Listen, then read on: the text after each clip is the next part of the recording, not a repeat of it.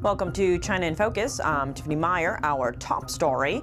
A Chinese man who ran a major criminal network has been arrested in Cambodia and extradited to China. That's months after being indicted by the U.S. and UK.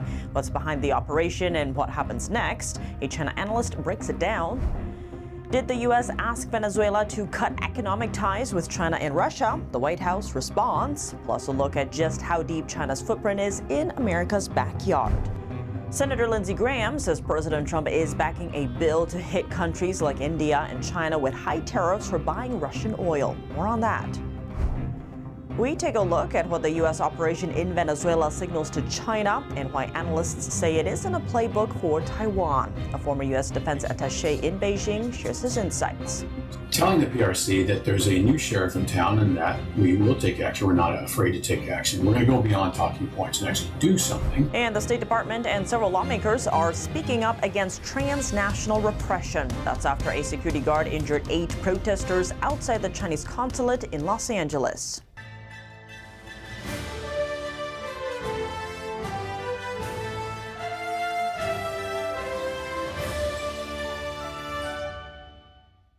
The head of a major scam network wanted by the U.S. has been arrested, but not anywhere near U.S. soil.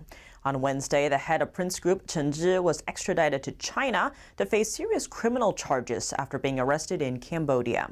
Media reports reveal that his ties to Chinese and Cambodian officials allowed his scam empire to operate unchecked for years, despite harming victims worldwide.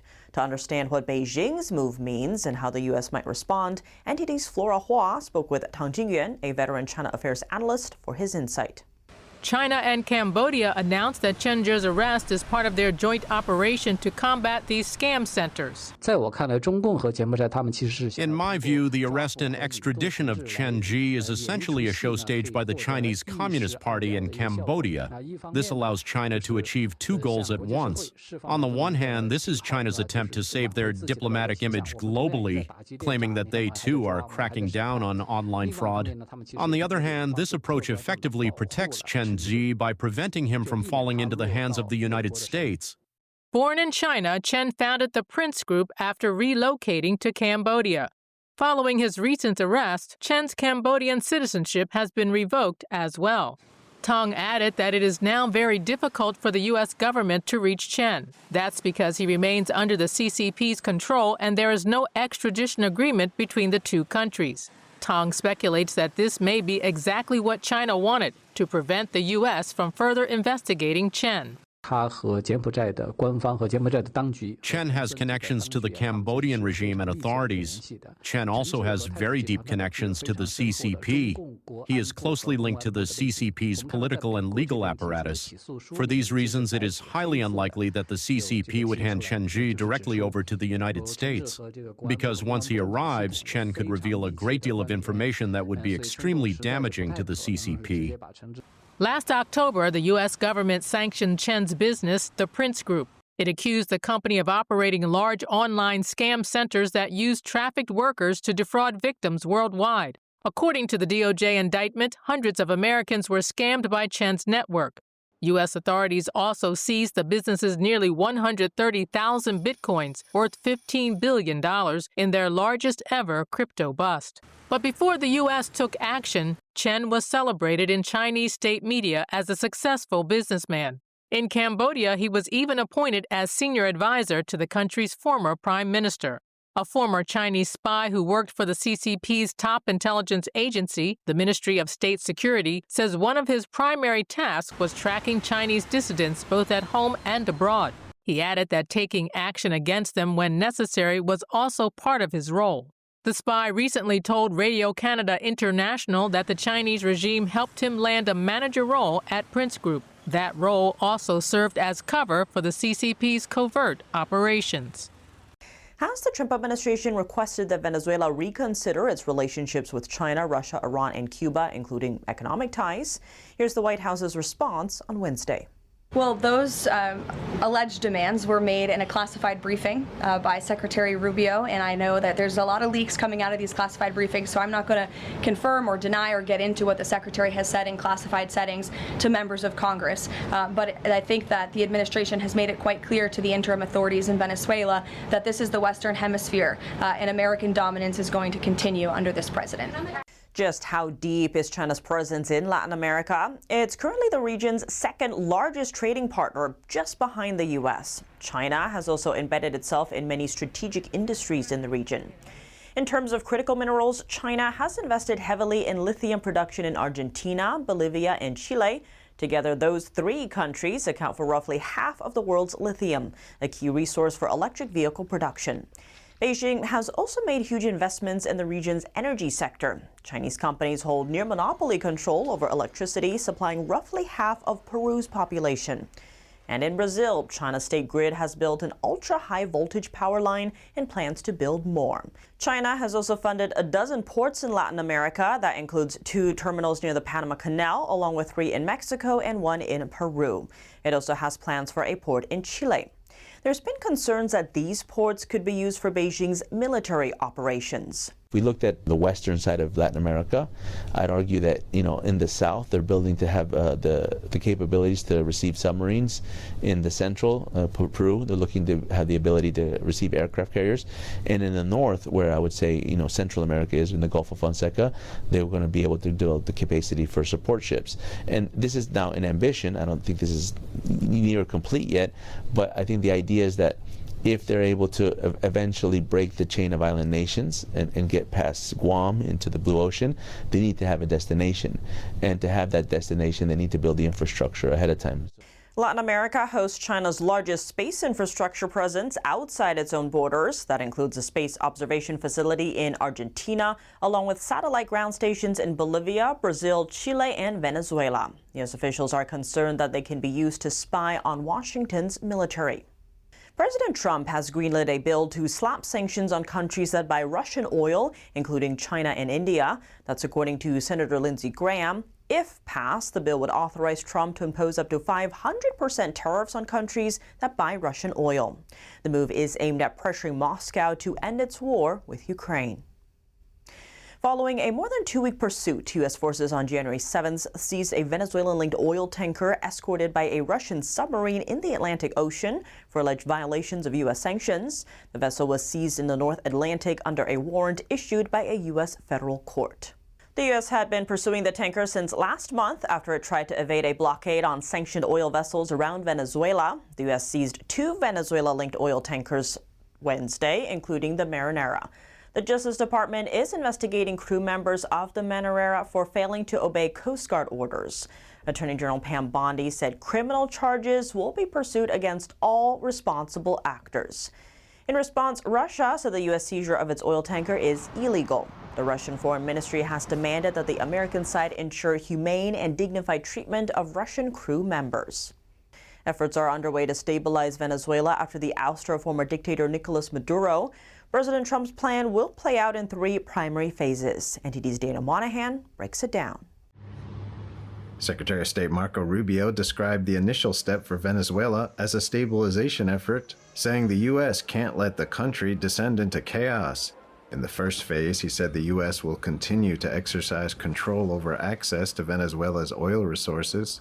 They are not generating any revenue from their oil right now. They can't move it unless we allow it to move, because we have sanctions, because we're enforcing those sanctions. The second phase will focus on recovery, which Rubio says involves what he calls fair access to the Venezuela market by American and other companies, as well as healing. At the same time, begin to create the process of reconciliation nationally within Venezuela so that the opposition forces can be amnestied and released and from prisons or brought back to the country and begin to rebuild civil society. The plan will ultimately conclude with a transition of power. It's where we have tremendous control and leverage over what those interim authorities are doing and are able to do.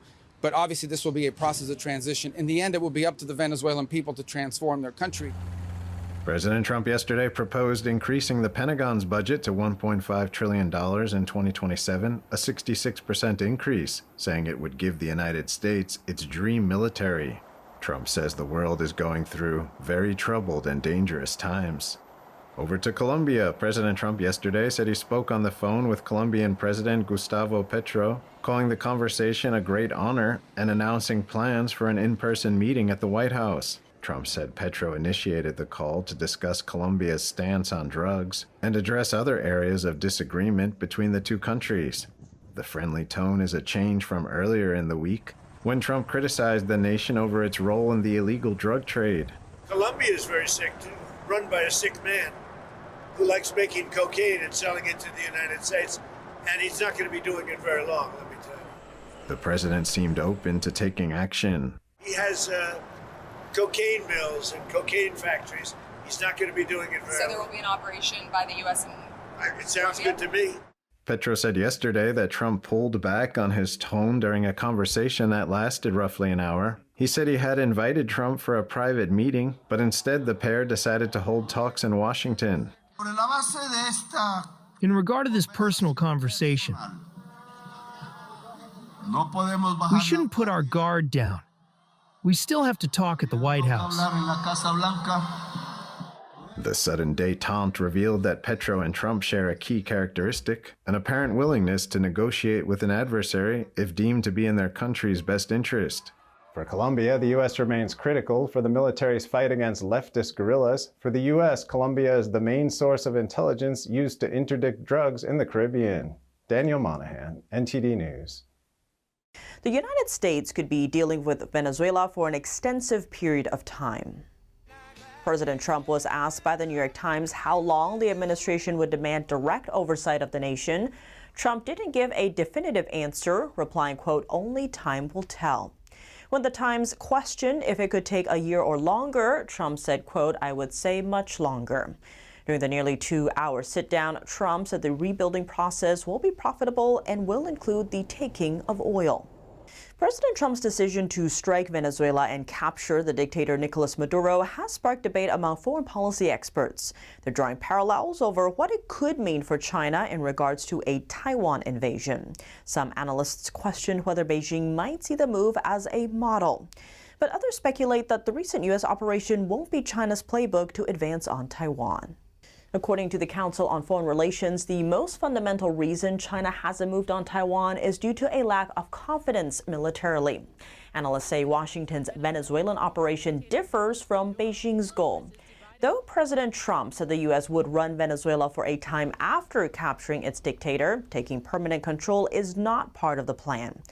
By comparison, China claims the Taiwan issue is an internal matter. Beijing's goal is to remove Taiwan's democratic leadership and govern the island indefinitely. Meanwhile, the U.S. has said it will support Taiwan if doing so serves a vital national interest. U.S. allies say they will continue supporting Washington in the Taiwan Strait, both to defend themselves and to maintain regional balance of power. Beijing has been updating its assessment of both the U.S. military capabilities and Trump's willingness to deploy them. For now, analysts believe Beijing will stay patient, especially if it sees Washington's actions in Venezuela as a distraction rather than a long-term strategic gain. Despite fielding advanced Chinese-made JY-27 anti-stealth radars, Venezuela's air defense network was knocked out early in the U.S. operation. Washington's electronic warfare aircraft jammed radar coverage, allowing U.S. stealth fighters to strike undetected. A military observer wrote on X saying U.S. forces proved Chinese technology useless. He noted that Venezuela had purchased 9 advanced radars from China, and they all failed to detect Washington's F-22 and F-35 stealth fighters.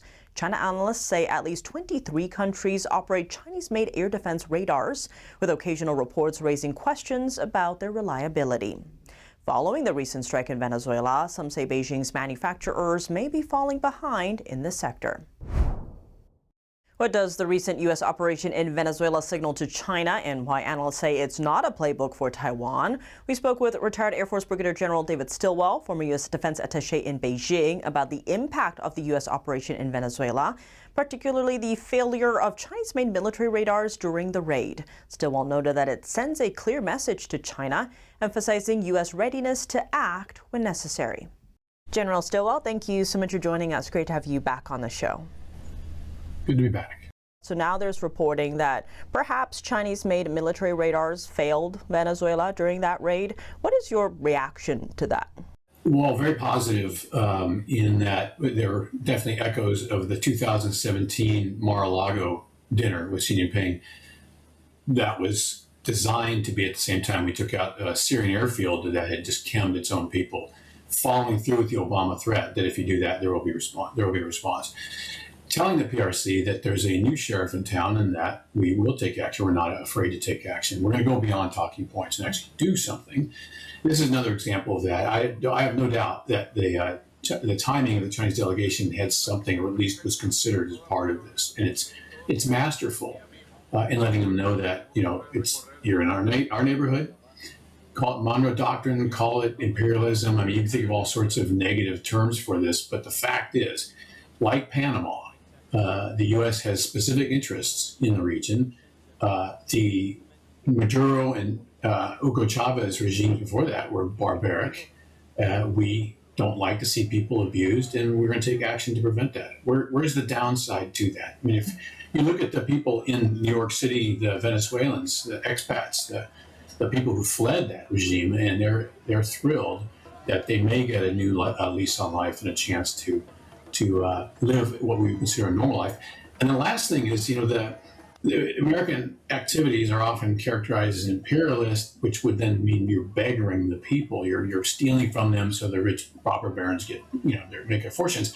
But the exact opposite is true. While the U.S. was working with Venezuela as a friend, there was lots of investment. There was oil industry set up and all that stuff. And it wasn't until the communist, socialist, whatever you want to call them, came in that the true, they destroyed the prosperity that was there. Now, that whole narrative gets flipped on its head. The cooperation with the U.S. was beneficial.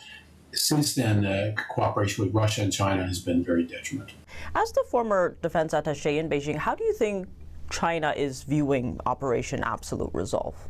With great respect. I don't know about the leadership in Zhongnanhai, but I know that the military folks I dealt with needed to be reminded from time to time that as much as your propaganda tells you that you are on par with or better than the U.S. military, the facts are clear that there's no way the PLA could have pulled off something like this. And so, I just go back to remember a couple of months ago, the PLA Navy ship and a PLA Coast Guard ship collided, simply trying to intercept a small Filipino bunker boat, a Coast Guard boat.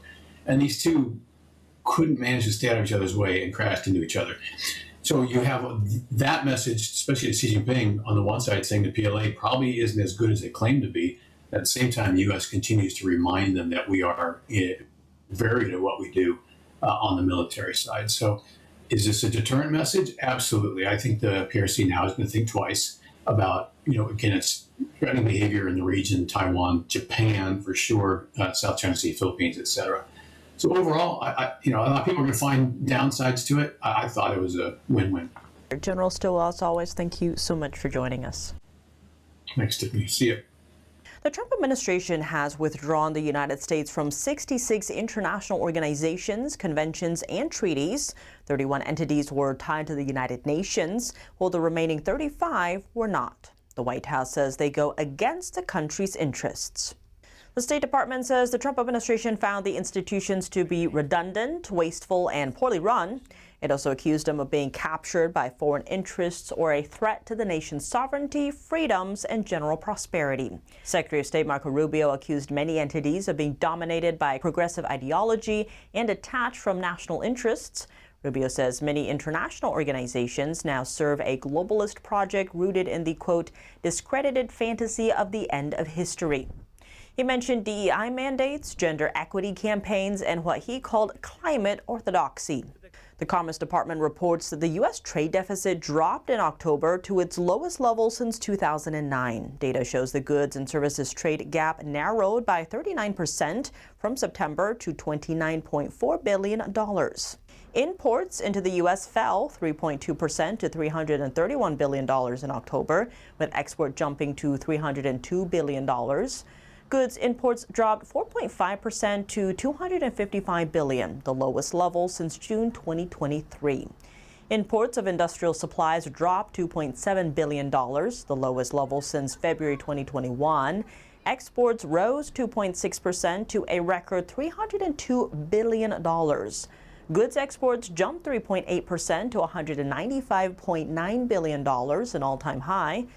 Separate polls of economists and analysts by Bloomberg and the Wall Street Journal had predicted a $58 billion deficit. Coming up, the U.S. State Department and several lawmakers are speaking out against transnational repression after a security guard injured 8 protesters outside the Chinese consulate in Los Angeles. More on that after the break here on China in Focus. Welcome back to China in Focus. I'm Tiffany Meyer. Lawmakers and the State Department say they are alarmed by a recent incident that infringed on constitutional rights here in the U.S. That comes after reports that a private security guard hired by the Chinese consulate in Los Angeles used pepper spray on pro-democracy protesters. The State Department says it's closely following the development of the incident. A State Department spokesperson responded to NTD sister media, the Epoch Times, in a statement on Wednesday. They added that, quote, "The right to peaceably assemble is guaranteed by the First Amendment of our Constitution. The repression of the exercise of this fundamental freedom will not be tolerated in the United States of America." Several lawmakers called such behavior extremely concerning. Take a listen. Absolutely unacceptable.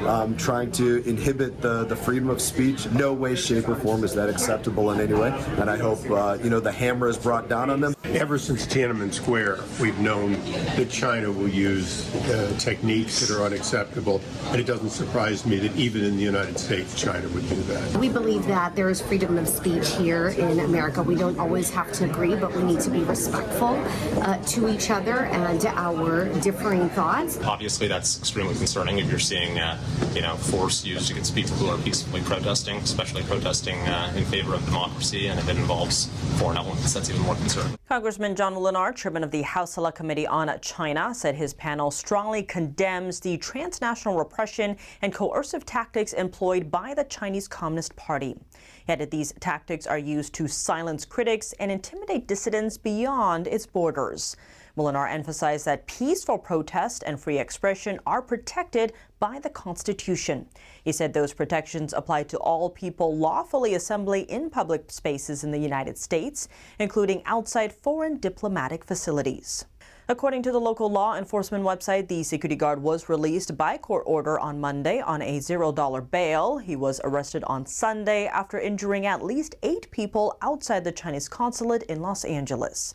Insider sources disclosed his aggression as part of a Beijing-orchestrated transnational suppression across the U.S. There will be a little less traffic in outer space on Thursday. NASA has postponed a scheduled spacewalk due to a, quote, medical concern. Officials wouldn't give more information about the matter. Astronauts Mike Fink and Zena Cardman were set to exit an International Space Station airlock to finish work on a power channel. No word yet on when the spacewalk will be rescheduled. That's all for today's China in Focus. I'm Tiffany Meyer. If you have any feedback on the show or have something you'd like to see us cover, send us an email at chinainfocus@ntd.com. We'd love to hear from you. For on-the-clock original news coverage, visit us at ntd.com or download our NTD app. Thanks for watching. See you tomorrow.